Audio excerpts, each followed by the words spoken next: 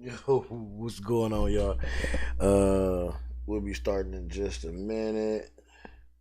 Um, as you see, trying to get kids to go to bed. Nah, we're just setting everything up for y'all. Waiting on everybody, but we're gonna start promptly at 9:30. Um, I'm gonna get myself situated. Thank you for everybody joining this live stream right now. Like I said, we'll be starting in approximately 3 minutes. Uh,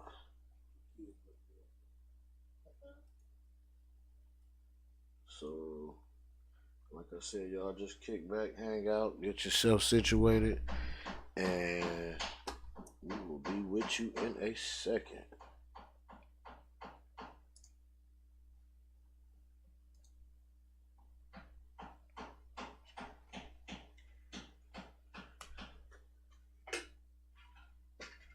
Y'all don't mind the noise, it's a little bit of home improvement stuff going on in the background.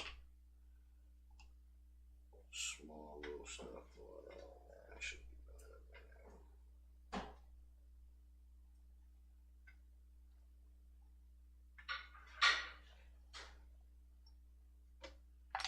let the queen do her. You gotta let the queen do her thing. You know what I mean?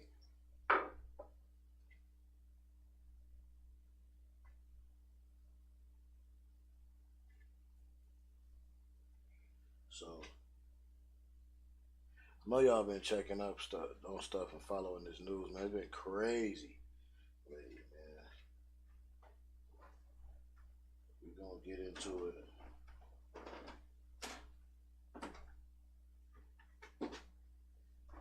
If I'm not mistaken, I seen.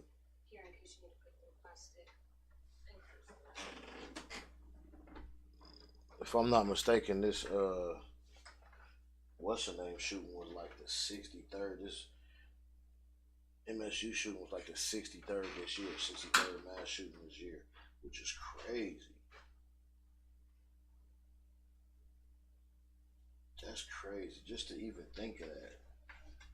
It's like February.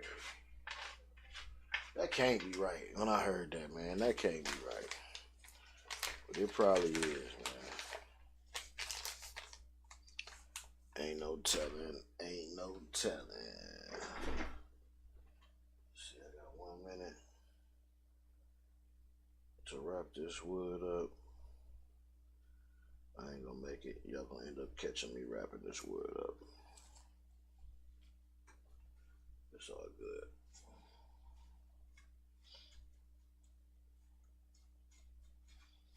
And hey, y'all might not, because I might not hit the button until I feel like it.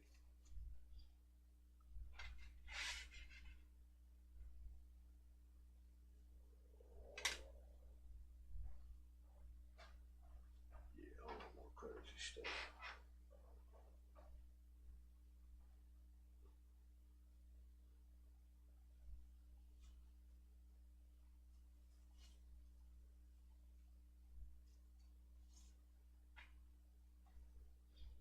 Next time I next time we had this kind of little delay, I'm gonna put some music on for y'all, little elevator music, so it won't be so boring. But I know y'all like listening to my silky smooth.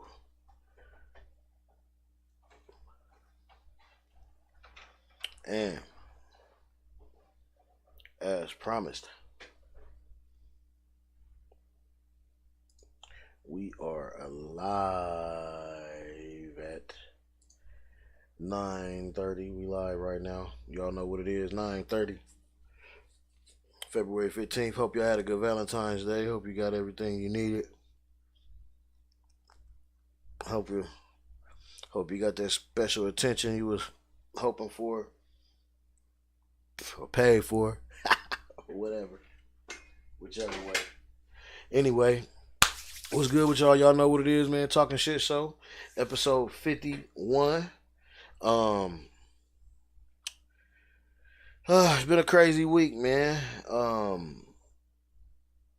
It's been a crazy week, man. Crazy, crazy, crazy. I'm gonna wait till my folks get in here, man, to get to this little main topic. But I'm gonna start some things off with y'all. I'm gonna start some stuff off with y'all. First of all, let's check a little bit about this. Let's go ahead and look at a little bit about this shooting, man. Get a little bit more info on this. Y'all, as everybody knows, I'm Kevin Roach. Was a shooting at MSU, Michigan State, a couple days ago. Rest in peace to all the people that lost their lives, and to the families, condolences.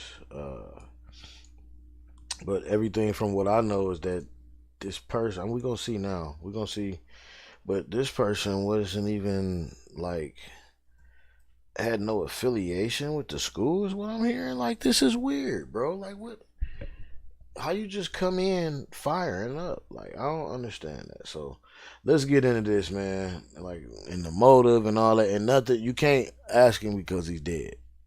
So this is nuts. My God. Chaos as Michigan State students run for their lives. You want to get something in front of the door? A mass shooter is stalking the campus, and emergency social media blasts tell thousands of students to run, hide, fight. The drama began at 8:35 p.m. at Berkey Hall, where students were attending evening classes. Have an active shooter at Berkey Hall and MSU's campus. As police flooded the ground, surveillance cameras caught the gunman striding toward his next target, the Students' Union, less than a half a mile away. Sounds like the shooter is currently in the Union building. He was stalking the campus in a baseball cap, mask, denim shirt, and those distinctive red sneakers. This surveillance photo shows him in a stairwell drawing his gun.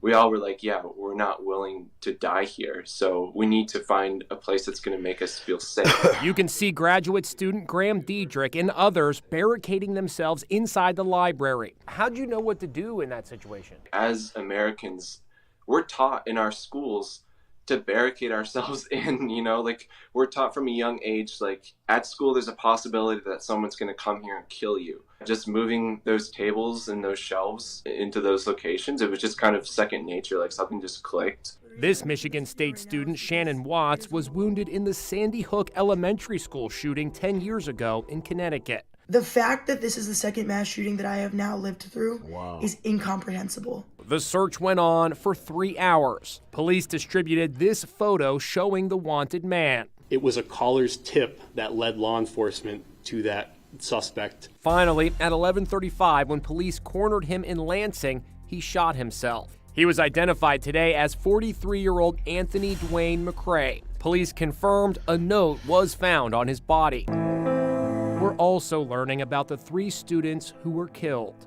19-year-old Ariel Diamond Anderson. She had her own YouTube channel. The sophomore is beloved for her compassion and love of children. She dreamed of becoming a pediatrician. 20-year-old Alexandria Verner was a biology and anthropology major. Alex was a standout basketball player in high school, number 24. She is remembered as a terrific student and leader who personified kindness. 20-year-old Brian Frazier was a sophomore studying business. He played lacrosse and worked as a lifeguard. His family described him as the light of their lives. Didn't get a lot of sleep last night, sorry. Dr. Denny Martin, who worked with a trauma team on wounded victims, was overcome with emotion at a press conference. And Michigan Congresswoman Elisa Slotkin expressed fury. And I am filled with rage that we have to have another press conference to talk about our children being killed in their schools. Oh my God. Wow. What do you want? Wow.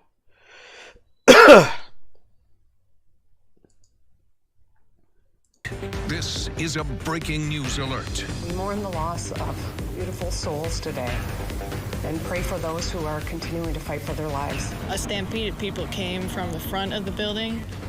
A lot of people were crying and calling and stuff, and everyone was worried that their phone batteries were going to die down there. Can't forget we had general surgeons, cardiothoracic surgeons, neurosurgeons.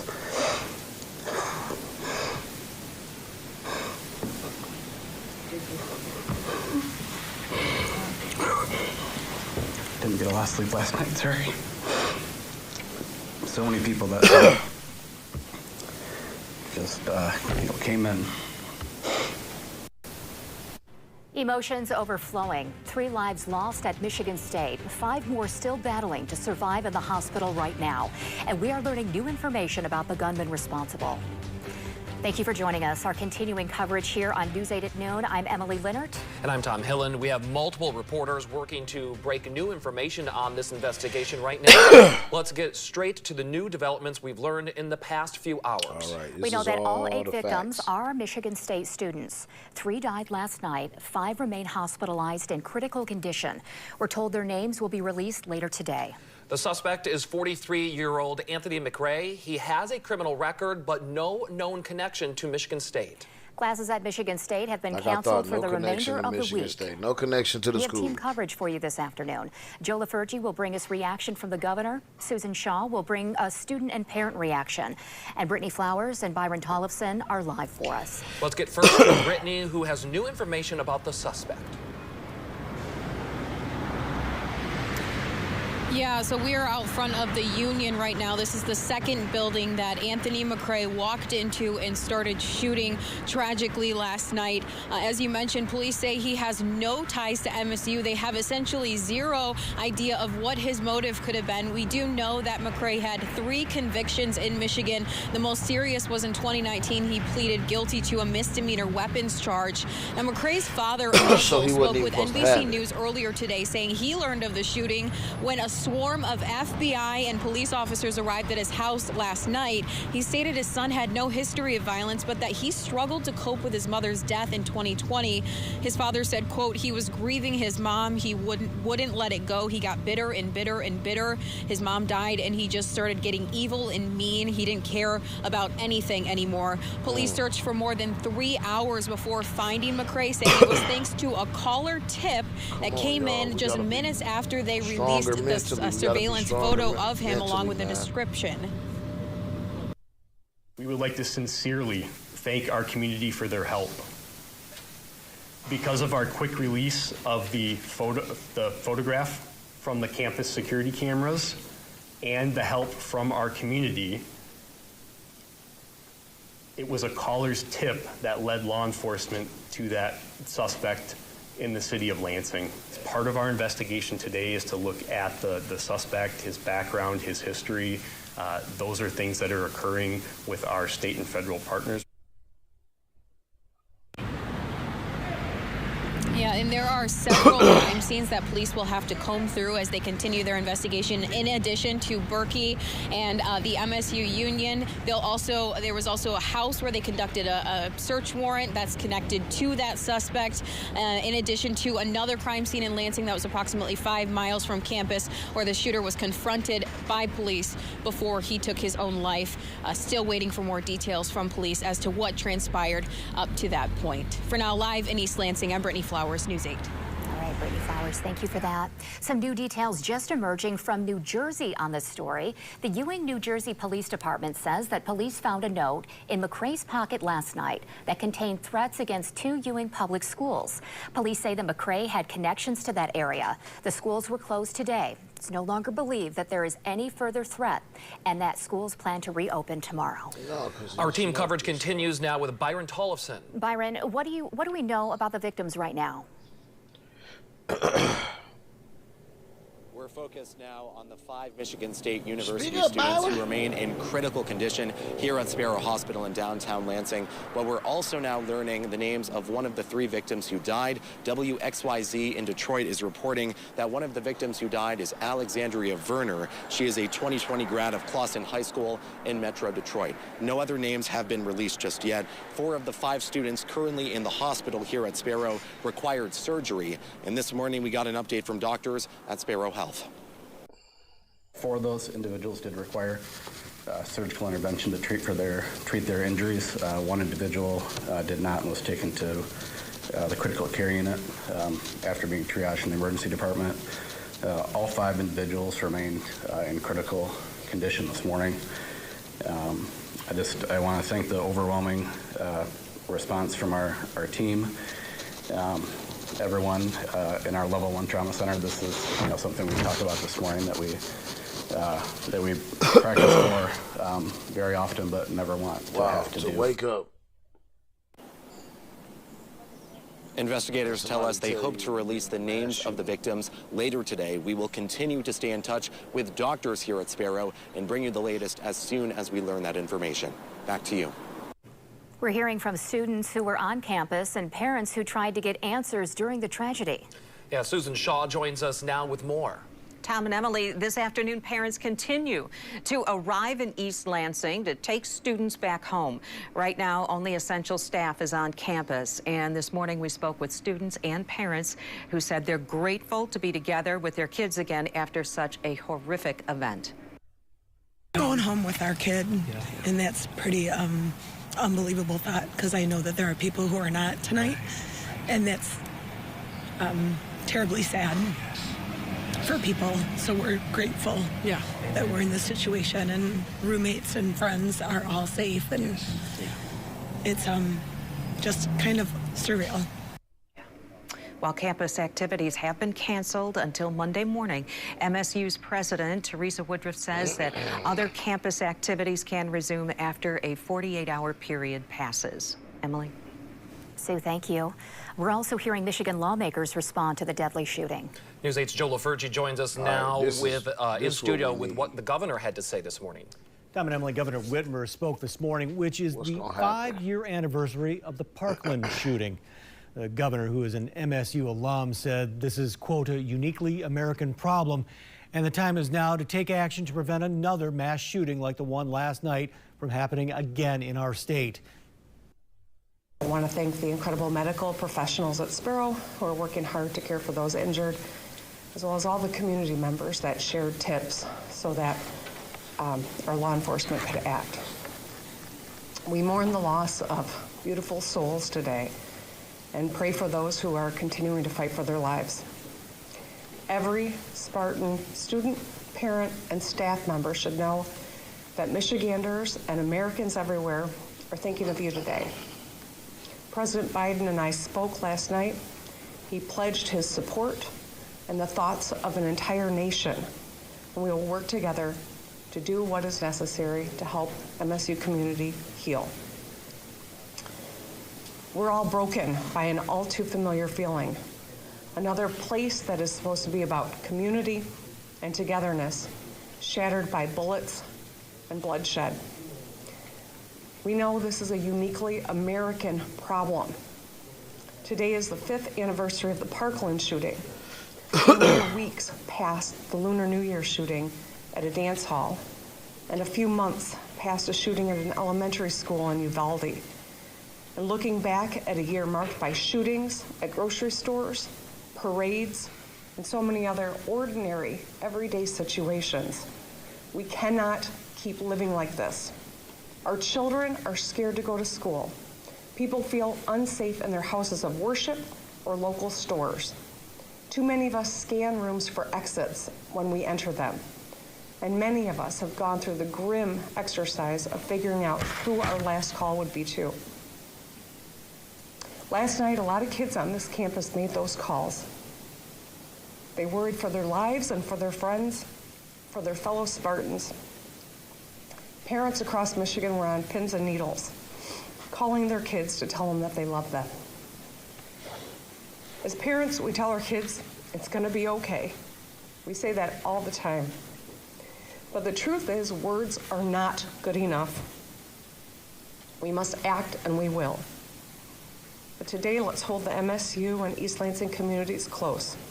And let's think of the families and friends of those who have lost, those fighting for their lives, and the countless Michiganders whose lives are forever changed by yesterday's shooting. We will get through this together. Governor Whitmer is also ordering all U.S. and Michigan flags in the state capitol complex and on all public buildings and grounds across the state be lowered to half-staff to honor the victims. Joe LaFurgey, thank you. As the community mourns, we know of at least one vigil planned for tonight in East Lansing. Yeah, Eastminster Presbyterian Church on Abbott Road will hold a prayer vigil at 7 p.m. The vigil is open to the public. We continue to have crews in East Lansing following the latest developments. Coming up at 12:30, Attorney General Dana Nessel, who had children on campus last night, will join us. And we'll have team coverage later today, starting on News 8 at 4.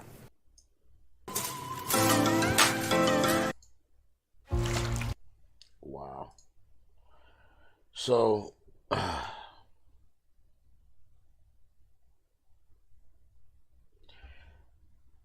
condolences to everybody who, the 3 victims that lost their life, and the people that's in the ICU right now. We pray for a speedy recovery for y'all. I don't even understand where to begin with this subject. I'll just state my opinion on the fact, on what's going on. Like, I really don't know if, well, I do. Let's start here. There's a lot of mental illness, not just in our community, just period. And I believe a lot of it comes from the gratification, or the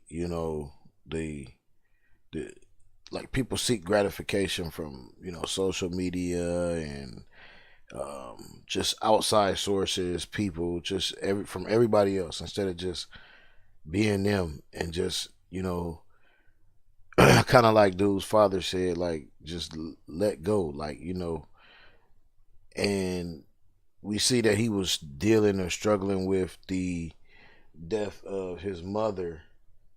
Like his father said, he wouldn't let it go. He got bitter and bitter and evil.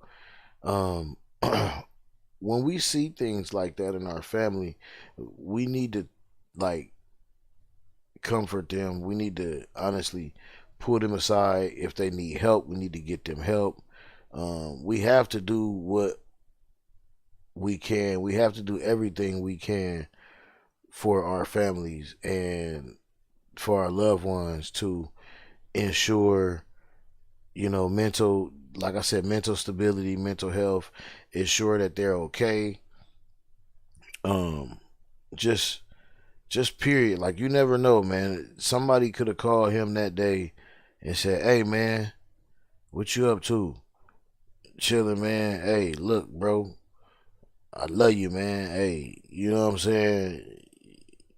And just talk to him, you know what I mean? Just express that. Like, sometimes people need the real gratification, not the fake shit that people strive for, or people, look for in outside sources, social media and peers and things like that, and community and things like that. Like, sometimes we need to know people love us. We need to know that somebody cares about what's going on, you know what I'm saying, and how we feel. I think that's a major issue in society today, and only reason, and I believe there's a lot to contribute to it. Not only, I can go down this rabbit hole for hours, but not only do I think or believe that it's a lot of the food that we're consuming, lack of sleep that people get, prescription medications, side effects to things like that they don't tell you about, things that affect your mental, that things can affect your mental as well as your physical. The whole idea and the whole, like, ordeal that the whole country just went through, the whole world just went through with COVID. I mean, whether it was population control, a plot, whether it was whatever it was, you know what I mean? It took a toll on us mentally. We were locked in the house. Anytime you take people, animals, anything, and just, constantly treat them like they don't, when they feel caged in, like cabin fever, when they feel like they can't move, they feel like they're constricted. it plays a part on your mental. That's why in jail they have solitary confinement. It's just 4 walls of concrete and a metal door. You know what I mean? Anybody that has been in solitary confinement, you know, which is a smaller space, you know, than a house and stuff like that, can let you know and can tell you that being in spaces like that or being locked down or being constricted plays hella games on your mental. Like, it will fuck your head up. Seriously. So we all kind of just went through a touch of that, man. And some people are already unstable and they're not handling that right. And they're not, you know, they're not handling that correctly, or they're not handling it, you know, or not getting the proper help that they need to handle it if they don't know how to handle it. So that's kind of all I got to say about that. Like I said, condolences, man, and you know, long live the 3 people, you know, the 3 students. Rest in peace. I kind of don't like to say rest in peace. We're going to say long live. Long live the 3 students, you know, who lost their lives. May they forever be remembered by their peers and, you know, and the world, especially in that area. I hope they do something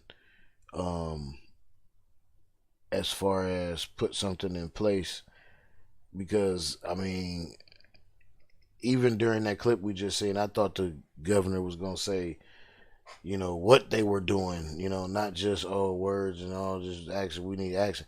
Yeah, like, no shit, like, tell us what you're going to do. Like, I really thought that we was going to get a solution for that, but it's like normal politics. We don't get a solution for that. Well, not right away anyway. But, and I believe that's because they don't have one, you know, right now. It takes time to think these things up, so I'm not going to just dog them like that. But yeah, man, that's crazy, and that's just how I feel about that, man. Moving on. Let's see here. So I don't know if you guys are familiar with a lot of, you know, we don't get too political on here, but there's something that we want to point out, that I want to point out to you. And y'all already know we love the Young Turks here at TYT. You know, we support them. Shouts out to them for covering these kind of things, because these aren't being covered. And if you guys listen to the State of the Union, like I said, we try not to get too political. If you guys listen to the State of the Union this past week, Biden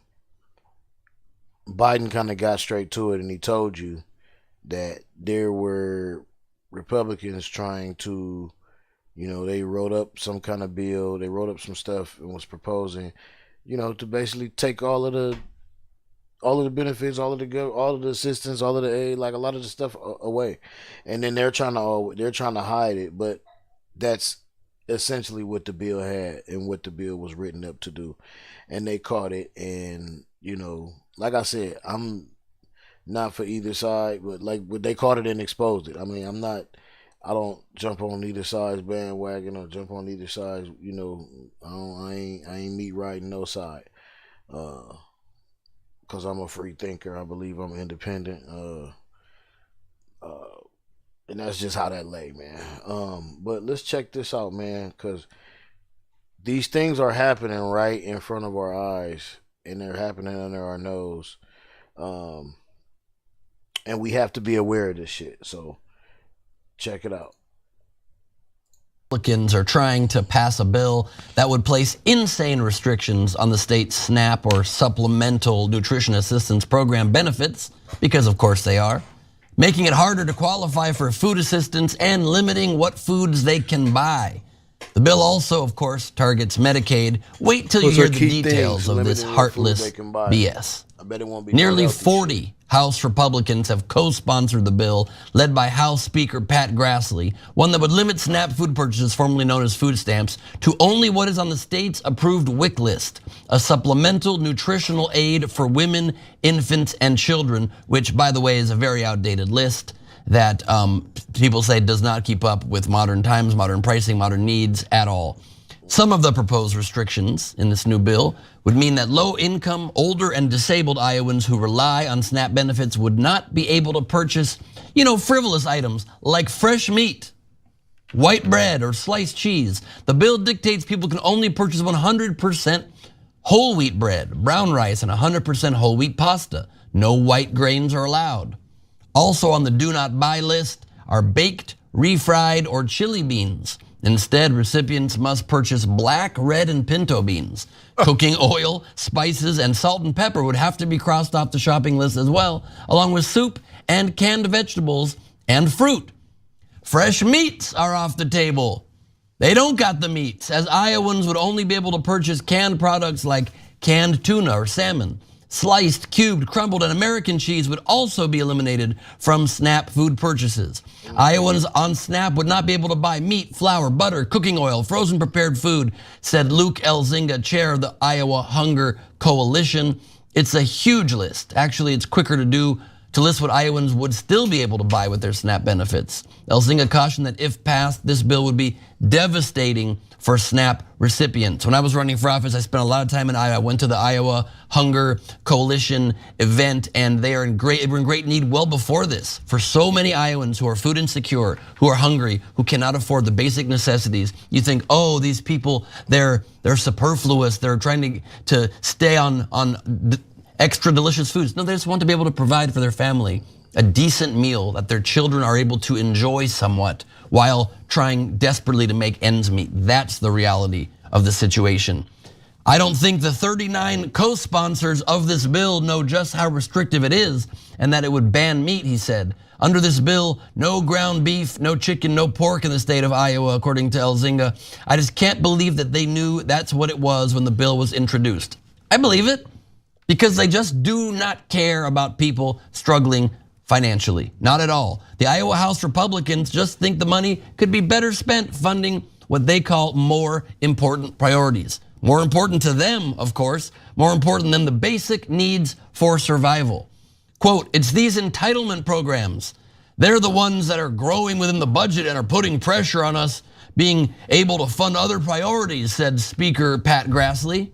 The bill also proposes limiting SNAP recipients' assets to the federal guidelines, which means families would not be allowed to even use the program if they had more than $2,750 on hand for an emergency, or $4,250 if they've got somebody with a disability or over the age of 60 in their family. It also exempts just one vehicle, which would potentially exclude families with 2 cars, which, newsflash, you might need 2 cars when you're each working 3 jobs, which is like 6 jobs, and you have to get to those places. But why would you need to get to your jobs that you'd need to be able to try to pay for food that you can't afford and you're not even allowed to now get assistance with, according to these heartless people? Quote, they also discourage people from applying for SNAP even when they are eligible, Elzinga said. They really discourage households from saving for emergencies because you can't really have an emergency savings account past a certain value or you'd be kicked off the program. And lastly, Iowa is not an outlier when it comes to food insecurity in this nation. The GOP, of course, is also targeting SNAP on a national level. If the SNAP budget gets slashed, millions of Americans could face greater food insecurity. More than 41 million people, nearly 22 million households, received SNAP benefits totaling close to $96 billion in fiscal year 2022, according to the Department of Agriculture. This is disgusting. I've already said my piece on it. Cenk, I'm curious to hear your thoughts. Yeah, well, look, I got to disagree with you, Ben. I think that these guys are living high on the hog on white bread and sliced cheese and ground beef. How dare they? I mean, come on, chili beans. Welcome to your beans for you, okay? None of that fancy chili beans around here. So guys, when you make distinction between white bread and whole wheat bread, why can't you get sliced cheese? What's wrong with sliced cheese? You can't get canned fruit and canned vegetables. Maybe the only thing they can get is canned high fructose corn syrup. And maybe part of the restrictions is to help some like agriculture industry, food donors or something. Who knows? Who knows? Somebody's making a buck off of it, probably in a different direction as well. But mainly the idea here is it's punitive. These are not real distinctions. It's like if you say, hey, you know what? No steak, no lobster. Okay, I'm not going to nitpick people's eating habits, so I wouldn't necessarily agree with that. But I get it. Oh, okay, you don't want them high. No champagne. Okay, I get it, right? But no white bread, no cheese. No, you're saying I want to punish you. Oh, you're poor. You want to hand up. And we talked on this show. We have people who worked here who got assistance before, and you know what happened? It was a hand up, and then their family made it, and then by the way they hired other people, et cetera, right? That it's used by 40 million Americans, right? And so, but Republicans think these people in their darkest time when they need a little bit of help, we should insult them. We should make sure that they suffer a little bit more. And then have them, we're gonna nitpick their food choices. By the way, this is from the party that's in favor of freedom. No, don't have that. You have this, don't have that. Don't have this, don't have that. I'm for freedom. Freedom my ass. Now, but again, Ben, to be fair, counterpoint, they had these same exact restrictions on the bankers when we gave them trillions of dollars. That's true. I remember it said we're going to bail out your banks, but as long as you don't no longer eat jelly beans or tasty meats. Yeah, I think the Nutty Buddies were out. Nutty Buddies were out. Okay, Frosted Flakes gone. Yep. Okay, trillions we gave to the bankers. Trillions. We didn't even put in a restriction that they're not allowed to get giant bonuses of the companies they bankrupted. Nor did we yet again ever even think of the little guy first during that mortgage crisis. We could have easily, I wrote about this at the time, we could have easily given all of those payments to the mortgage holders and required they use those trillions to pay their mortgages, and it would go straight to the banks after also helping keep people in their homes. Government didn't think of that. Let's just help the institutions, just help the banks, let the individual people fall by the wayside. Yeah. Never mind, we're a country made of people. And if they're trying to claim, oh, we want them to eat healthier food, that's also BS, because healthier food is more expensive. And so you're just restricting the amount of food they can have. And also, the amount of money they allocate is what's already restricting it. No one's staying on this program because they're eating high on the hog, even if they're getting white bread, because it's a very small amount of money. You can still barely get the food. So sometimes you can get just more food of unhealthier things to try to get by.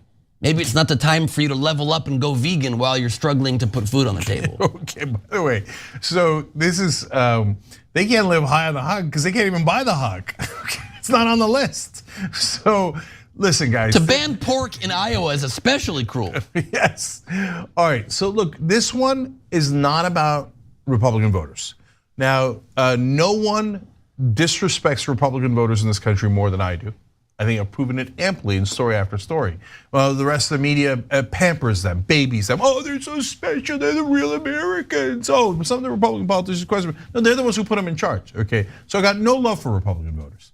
But on this one, no, you guys are getting screwed too, okay? This was just the Republican politicians. So, for example, the whole food stamp thing, et cetera. It started as a racial thing. It was like coded words. And by the way, people like Lee Atwater and other Republicans have said, oh yeah, the whole thing was designed to be racist. You couldn't say the N-word anymore, but you would say, those welfare queens, right? And people wouldn't know what you're talking about, et cetera. But at this point, and by the way, back then too, yeah, that's the politics that drove it, but a lot more white people are on food stamps than black people. So the result is not racial. The result punishes white people more, right? Maybe disproportionately black because of the socioeconomic conditions, et cetera. But a lot more actual white people get this thing. And by the way, this is not, again, this one is not as racial in its implementation because this is meant to punish the poor. This is more class one, right?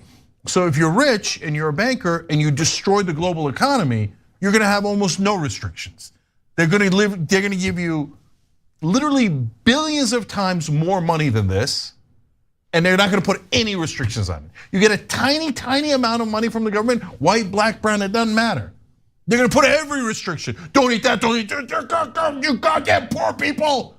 Because Republican politicians hate poor people. They're in the hate business, right? So they're like, well, we hate the trans people, we hate the LGBTQ overall, don't say anything about gay, we hate the critical race theory, the race, but poor people, white, black, it doesn't matter, they despise you because they work for the rich. And last thing, Ben, for me, famous last words. Anyways, in Kansas, they also had stuff like this, and they said, we can't afford it, we can't afford the white bread, right? And then they nearly bankrupted the state because of the tax cuts they passed for the rich. And it got so bad in Kansas, they elected a Democratic governor. Right, and so the only good news here is that this is just a bill currently. It is not passed, and so anyone in Iowa watching this who is one of the 250,000 Iowans who rely on this program, or any of the millions who care about those people, Republican or Democrat, make sure you fight against House File 3 or HF3 and make sure it does not pass, and show these Republicans that some people still care about others in this country and in the great state of Iowa. Wow. So, like I said, I had already kind of heard about this. They're trying to be slick, man. If y'all notice, regular prices stuff went up. Eggs went up, milk went up, all this stuff went up. So they're trying to be slick. So, I mean, you got a couple of options. Learn how to grow your own food, fruits and vegetables and all that kind of stuff. Find you a good place to get some meats. Learn you some recipes. Stop eating all this shit out the box, because that's what they're really trying to give you.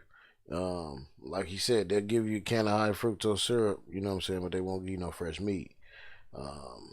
So, you know, it is what it is, man. If y'all in Iowa, like he said, HF3, make sure y'all fight for that shit, man.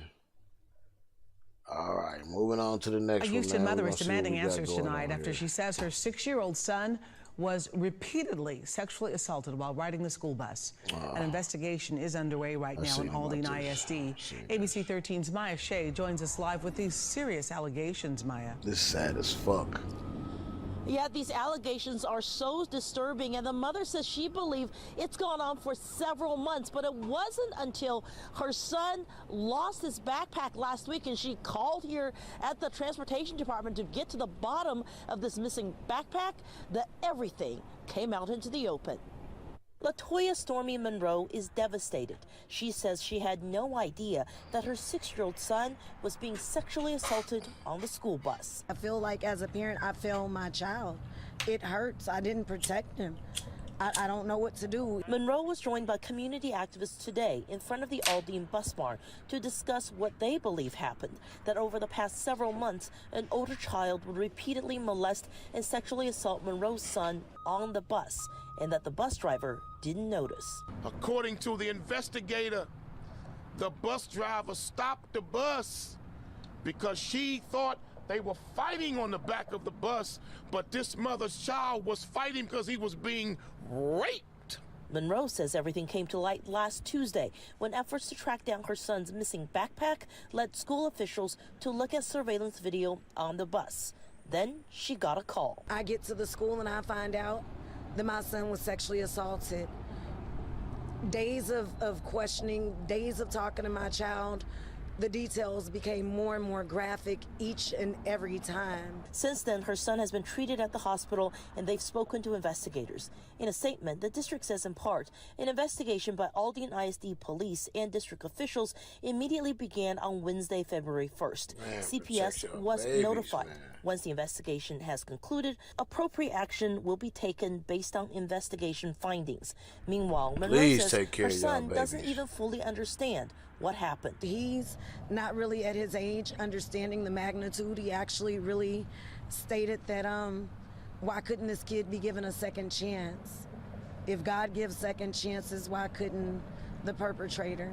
Monroe says she hopes her speaking out today will get her answers and justice for her son. Nah. So, you know what happens when bans against... That is Totally.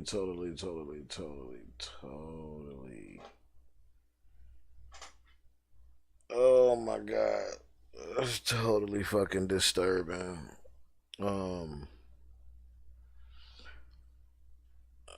Please take care of your babies. Have them conversations with them. Let them know they need to be vocal, extra vocal. Let them know, teach them how to defend themselves. Oh my God, there's so many angles here. And then at the same time, like, what can you do? Like, you're not there, like how she feels. Like, nobody knows how she feels exactly, but I could just see it on her face that, like she said, she feel like she let her child down, and she looked like, you know, a smart, you know, young black woman. She don't look like somebody who's just sending him the bus out here bullshit. She seems like she probably needs to send him on the bus because she works to provide for her family. So this shit really crazy, man. And this shit really, like, pisses me off to have to even speak on this, or for this to even be a topic. Like, this shit is disgusting, and I don't understand how, as a bus driver, you're not cognizant of what's going on your bus. You're that lazy to not get up, go back and see what is going on, and then the first time you see some weird stuff, automatically separate,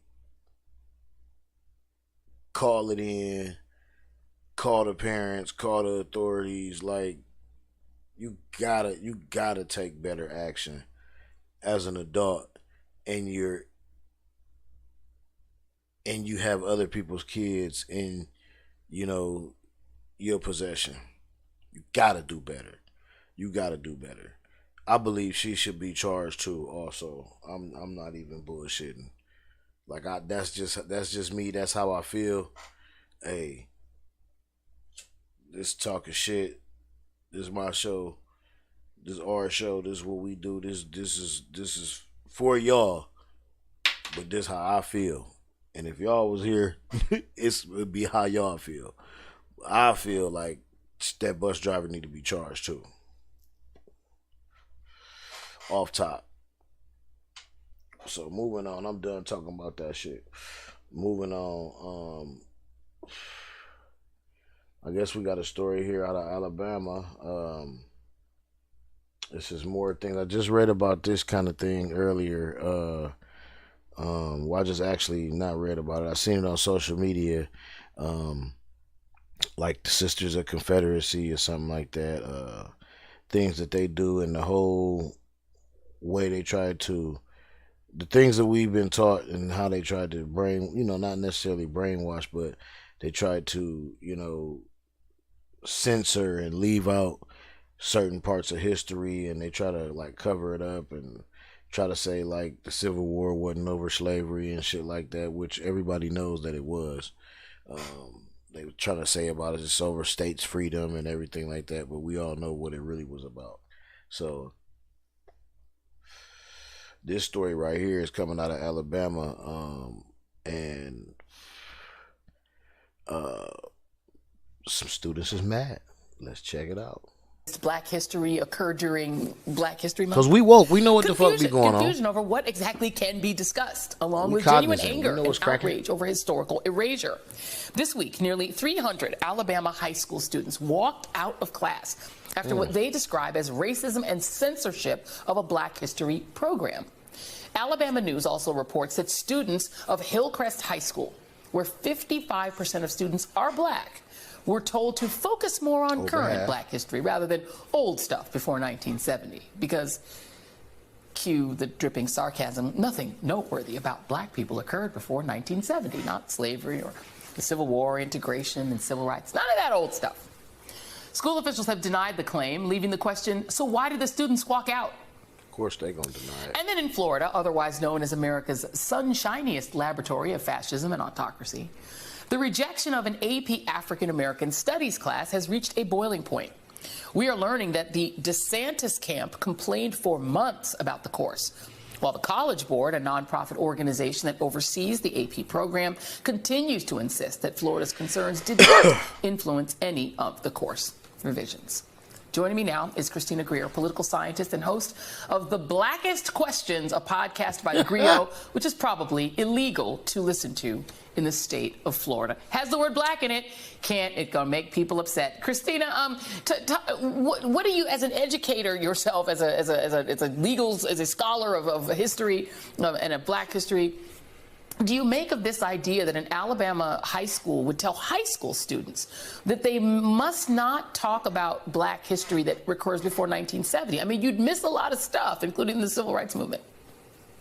You know, Joy, we joke about the Blackest Questions, but, you know, as I say on the podcast, to understand black history is to understand American history. And if you don't know black history, you don't know American history. There is no way that you can detangle the contributions and the struggles and the triumphs of black people in this nation from its inception, as Nicole Hannah-Jones has so brilliantly laid out for all of us. And so, yes, we can, why don't we just start at 1970, okay? We can take someone like Ruby Bridges, who isn't even 70 years old. Right. We can still have so much of the civil rights movement and conversations from the beginning, but we know that so much of Ron DeSantis and his ilk, because it's not just him, he's the face of it, but there's so many other governors who are tacitly in agreement.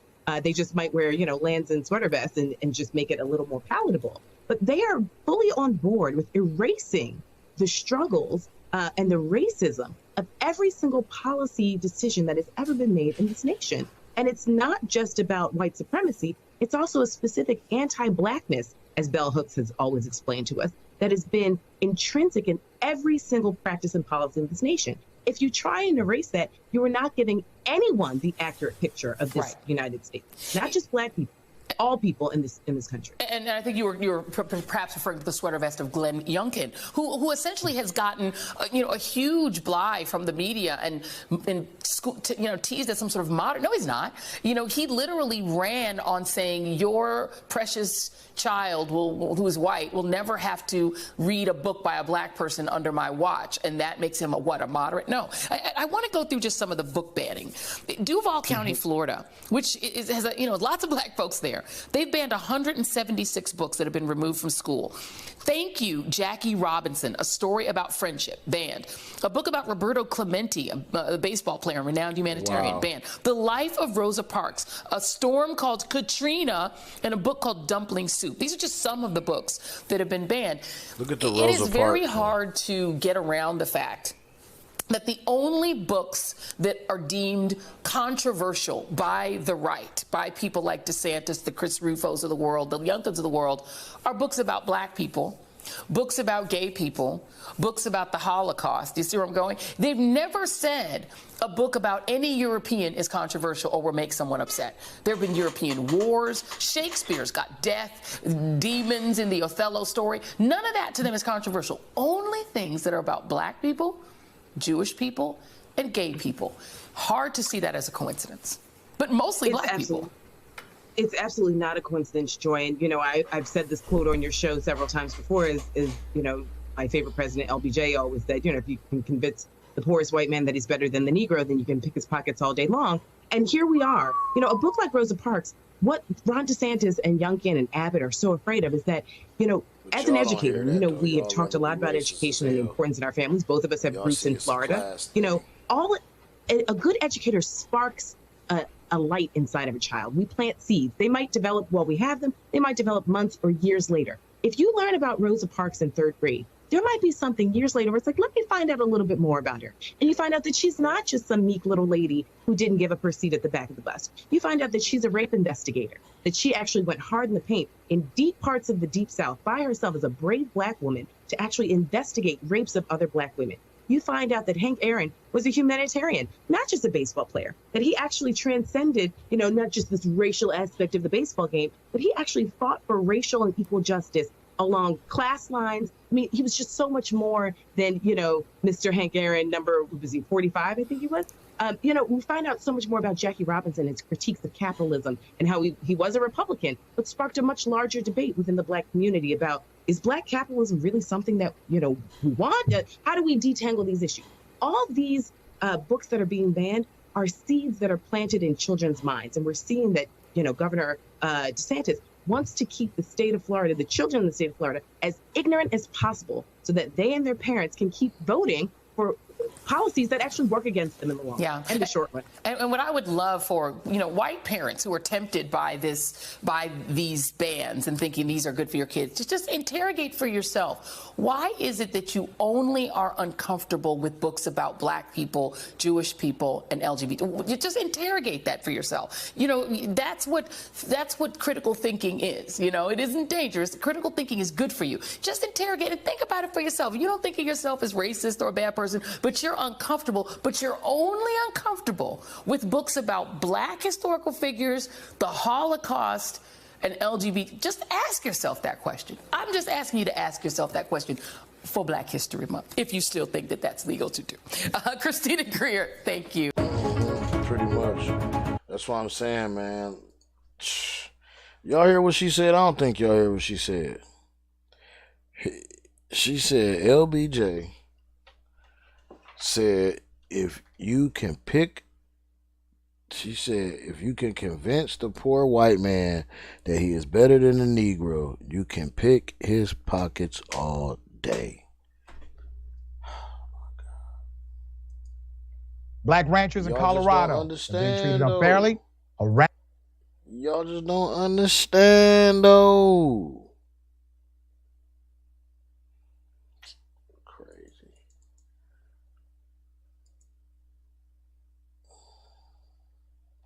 Well, we gotta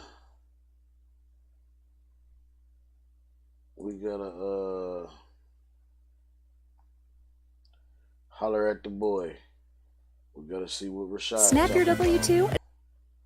We got to. Once a show, we gotta see what Shad talking about, man.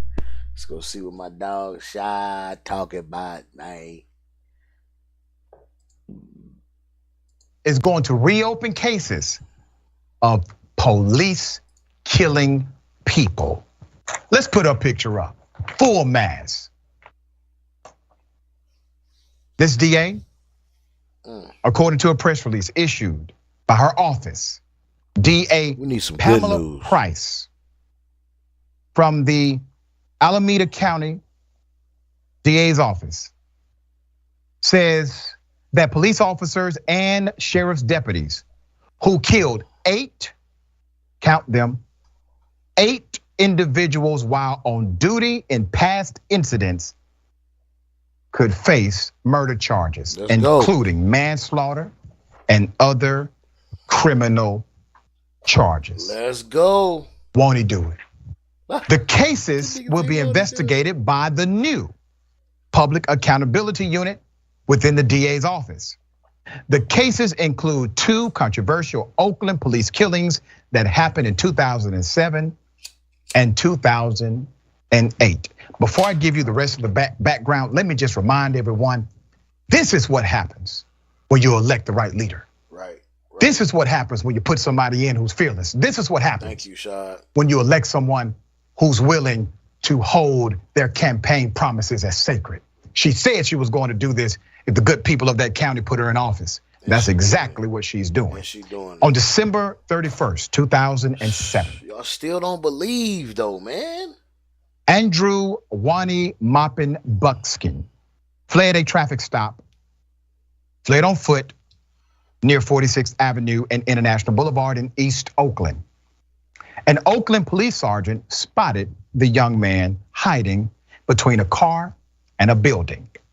2 rookie officers, Hector Jimenez and Jessica Barello, arrived and commanded Maupin Buckskin to surrender. 12 seconds later, they shot and killed him. They later told investigators they could not see his hands. He was unarmed. They admitted they could not see his hands. They still shot and killed him. Put up the former DA. Yeah. Ugly motherfucker. Former DA, Thomas Orloff. Bob Burger head ass. His office reviewed the case which was investigated by the homicide unit and declined to press charges against the cops. However, the DA's review took 6 years to complete. 6 years to complete. Officer Jimenez returned to work a few days after the shooting. And on July 25th, 2008, he and his partner, Joel Allworth, were trying to stop a car that was speeding and swerving in Fruitvale Avenue at 3:40 in the morning. The car suddenly stopped, and 27-year-old Mac Jody Wood Fox got out and began to run away from the officers. Jimenez, same cop as before, did what? Shot twice. Jimenez shoots twice and shoots Wood Fox in the back and once in the arm. Once again, unarmed. This nigga just got bodies out here. Then the DA, the same damn DA, Orloff, his team, well, what did they do? They also declined to press charges against this officer for the killing of that unarmed man. But OPD's internal affairs investigators found that the officer did, in fact, this time violate department rules when he used deadly force. The DA's report on the Wood Fox shooting was also delayed for 6 years. Oh my God. Put the black woman back up again. 6 years. Okay. Madam, I applaud your leadership, your courage, your fight. Whatever we can do for you, please let us know. All right, AB, thoughts here. Yeah, on this beautiful first day of Black History Month, I just love to see a Black woman getting the job done. Like, I'm glad that we're gonna see justice, and I'm glad that, this is proof that representation matters, right? This is proof that diversity matters, and not just in color, but in integrity and in thought, and just in excellence. And so, I'm happy to see that people will be held accountable, and I hope this begins to set precedent and set a standard for how police officers should be dealt with when they involve themselves in this type of criminal activity. There you go. All right, we will continue to update that story. Obviously, I do believe charges are coming. At Domino's, we took all the best things about pizza. A new Charges is coming. Charges is coming. Oh, we did the Grammys and all that stuff last week. So, on to the main event. This, y'all, is hilarious, man. This is, like I said, I'm gonna have fun with this tonight. I don't care if it's just me, man. I'm finna have fun with this tonight. This shit is funny to me, man.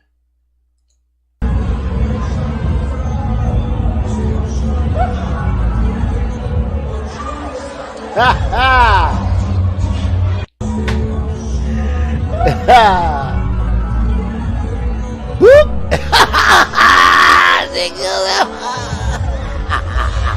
Splash. Oh man. Oh, that's hilarious, man. Yo. He threw that water so fast, man. You ain't even see it. I know she just looked back and was like, damn, why am I so motherfucking wet? Oh, this shit happened so fast, dog. Hey, listen, man. I don't care who you is, man. How cute you is, how fine you might be. Real niggas and real women, everybody don't like to be touched. Women and men, like, let's just be honest, man. People don't like to be just touched out the blue. Keep your fucking hands to yourself. Keep your shit outside my bubble. You know what I'm saying? Literally. You feel me? Like, don't come in my space. Like, you know what I'm saying? Like, if it's you know, that's just crazy. You know what I'm saying? If it's your girlfriend, boyfriend, husband, or wife, or whatever, you know what I'm saying? You know, a little smack on the ass, you know what I'm saying? It is what it is. This woman don't know this man from a can of paint. He in the middle of a crowd of people. Let's not forget. He probably literally thinks that it's all niggas around him, even behind him. So when he felt that shit, I already know where his mind went immediately. Like, what niggas just grabbed my ass? I'm finna turn around and sock the shit out of him. But because I believe that because it was just in that fast, that quick split of a second, that he realized it was a female, he just tossed the little water on her. Like, man, come on, bro. You know what I'm saying? Come on, man. Stop playing with a real nigga like that. Like, that shit, I don't know, man. That shit just funny as hell. Like, that shit was hilarious. Evidently, I think he was doing some kind of performance somewhere. And what I got from it at the end, or what I got from the rest of this, is that she was trying to get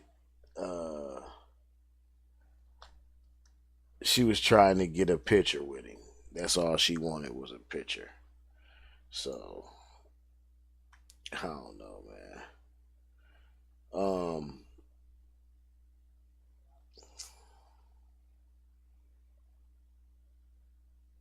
You know, you just don't do shit like that to people. So I don't know, man. I'm gonna play this clip right here for y'all. Hey, man.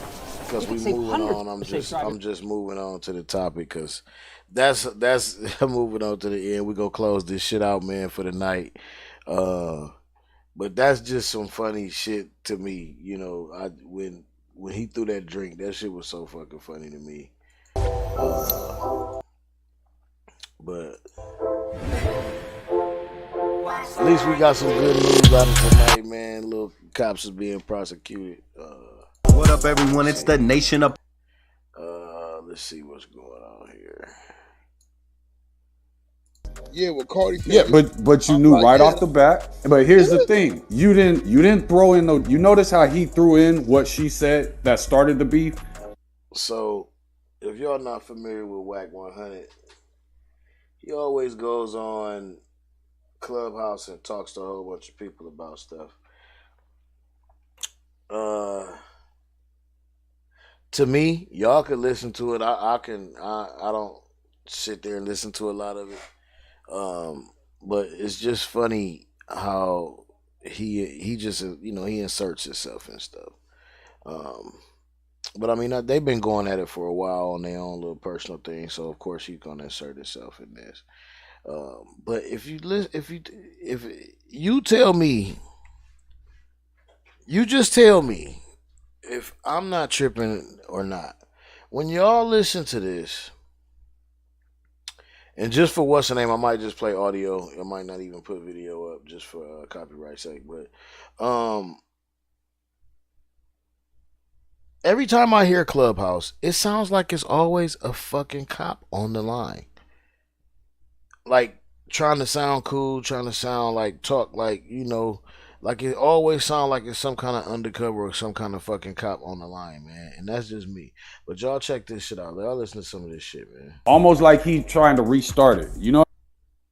Catch how now you just told us the whole little story with Cardi B. You didn't throw in no details. You just kind of said we was there to make sure. In his mouth, he's gonna make sure he tests his gangster when he sees him, because Wack said he's not scared to go to jail. Let's listen to Wack 100 as he goes off on Jay Prince. Just responded. It's gonna go viral. The response gonna go viral. You know, I'm gonna say all kind of stuff. I know your response is gonna be off the hook. Hey, Wack, did you catch how now you just told us the whole little story with Cardi B. You didn't throw in no details. You just kind of said we was there to make sure everything was cool. What I did was somebody said something. I'm like, yeah, what Cardi said. Yeah, but you knew right off the bat. But here's the thing: you didn't throw in no. You notice how he threw in what she said that started the beef, almost like he trying to restart it. You know what I'm saying? No, exactly. Yeah, because I'm gonna tell you what she did. I'm gonna make y'all remember. She put up a picture. It was like a blue dress or a blue fur or something, and she was like, "That's hard, but I don't wear flu," which is a disrespect to blue. Exactly. Big disrespect. Exactly. Right? That's what it was, right? So everybody was, leaving comments at the time. She managed by QC, by P. P got management, right? So,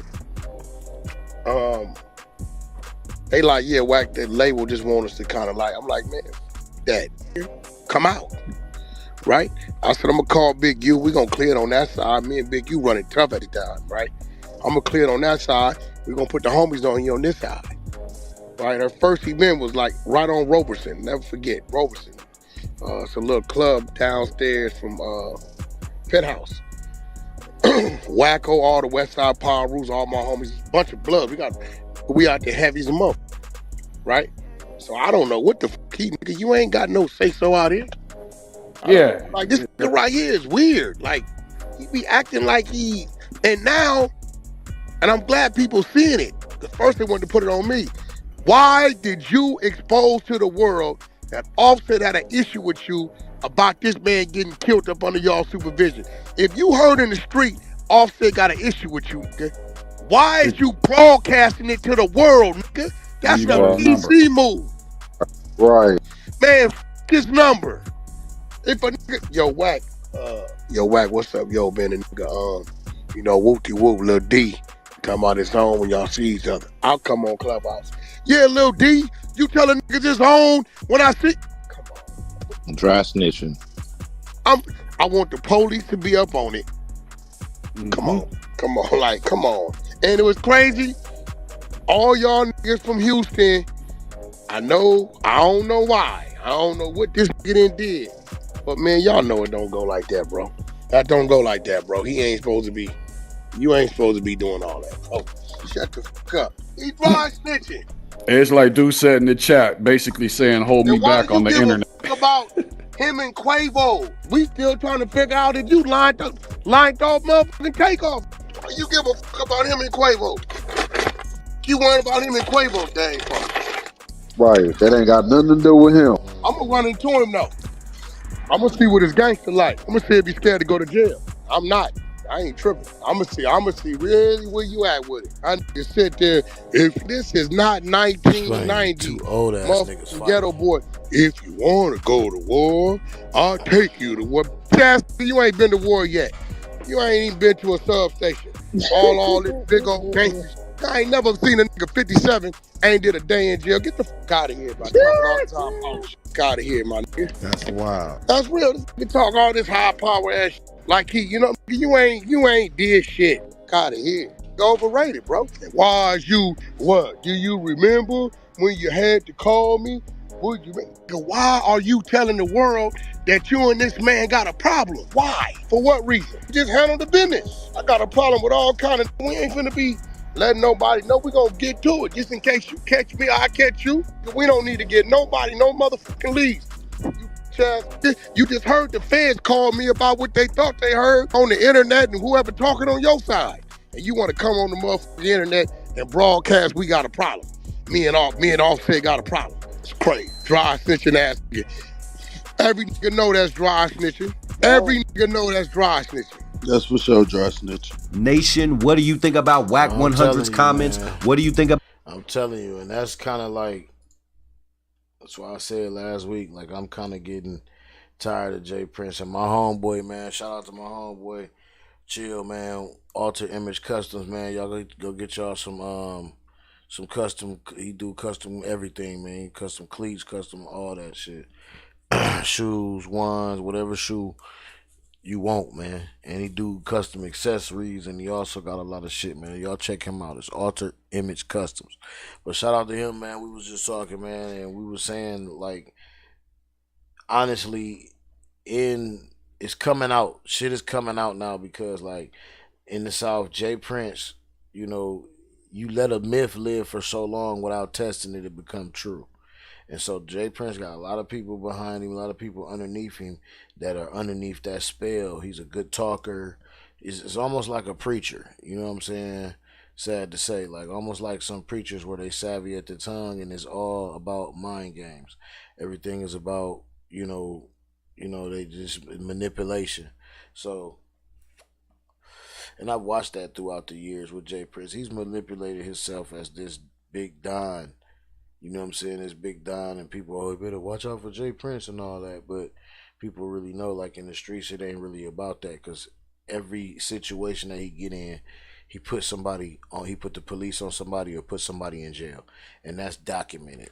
You know what I'm saying? Y'all can go check that out. Look up Big Mike's story on YouTube, man. And I'm gonna leave y'all with that, man. Y'all let me know in the comments what y'all think about this whole situation. Rest in peace to Takeoff. And it's sad that after all this shit, we really basically find out that he got killed by somebody in his own camp because of a fucking misfire. A big nigga trying to be tough. And it makes no sense. Like, it's corny as fuck. You know what I mean? It was unnecessary. If you don't know how to handle a weapon, you shouldn't need one. You shouldn't have one. But that's just the story of the temperature right now. It's the temperature of the community, of the climate, everywhere. Too many motherfucking young kids, too many people with guns that don't know how to use them, too many people with guns using them to take their anger out on people, just like at the top of the story, you know what I'm saying? At the top of the show, we had, the MSU shooting. That shit is bullshit. Like, too many people running wild like that, man. Like I said, it all go back to mental health, man. These motherfuckers is unstable.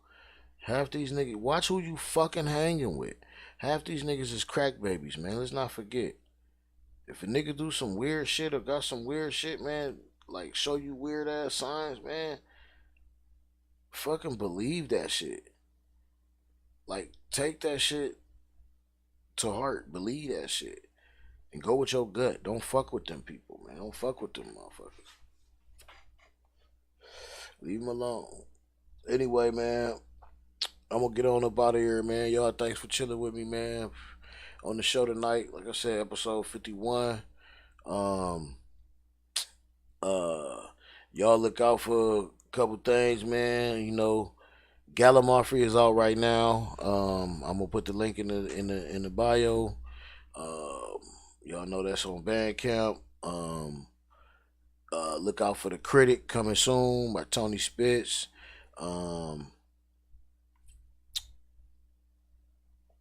Goody Two Shoes is in a movie coming up.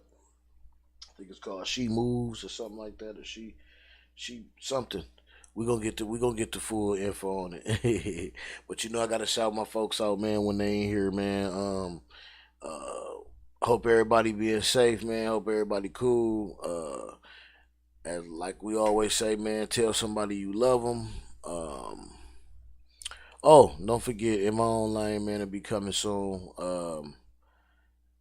I am going to give you the release date next week for my last single off that project, which is called The Drain.